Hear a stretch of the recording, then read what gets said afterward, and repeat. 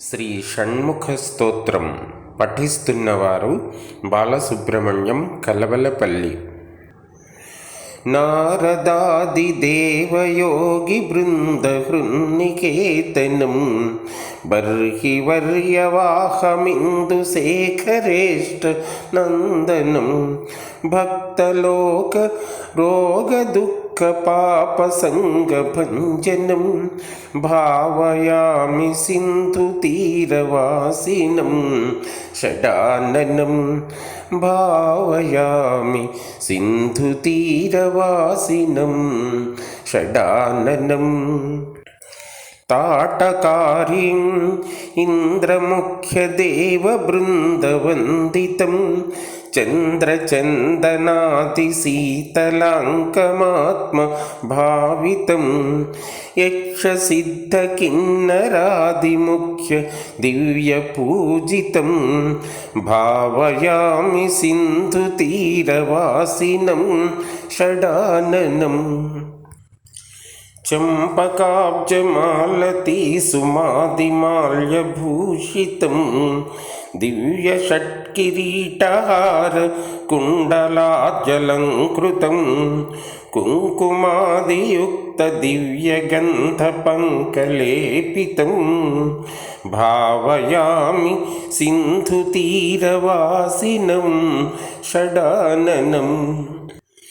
ఆశ్రితాఖిలేష్టలోకరక్షణ అమరాంఘ్రిపం శక్తిపాణిం అచ్యుతేంద్రపద్మసంభవాధిపం శిష్టలోకచింతితార్థసిద్ధిదానలోలుపం భావయామి సింధుతీరవాసినం షడాననం.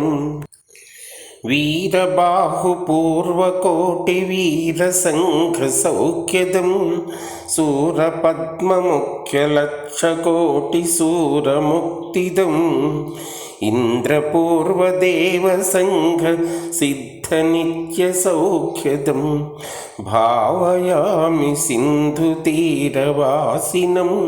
షడాననం.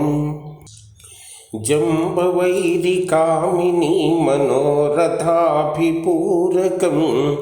కుంభసంభవాయ సర్వధర్మసారదాయకం తం భవాబ్ధిపోతం అంబికేయమాసు సిద్ధిదం భావయామి భావయామి సింధుతీరవాసినం షడాననం. పూర్వచంద్రబింబకోటితుల్య వక్త్రపంకజం వర్ణనీయ సచ్చరిత్రమిష్టసిద్ధిదాయకం స్వర్ణవర్ణగాత్రముగ్ర సిద్ధలోకశిక్షకం భావయామి సింధుతీరవాసినం షడాననం. పూర్వజన్మ సంచితాఘసంఘభంగ తత్పరం సర్వధర్మదానకర్మ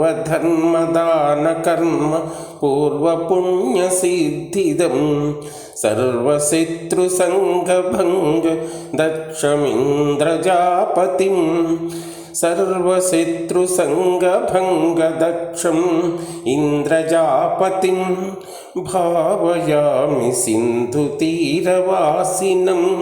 షడాననం. ఇది శ్రీమత్శంకరభగవతః కృతౌ తిరుచెందూర్ శ్రీ షణ్ముఖ స్తోత్రం.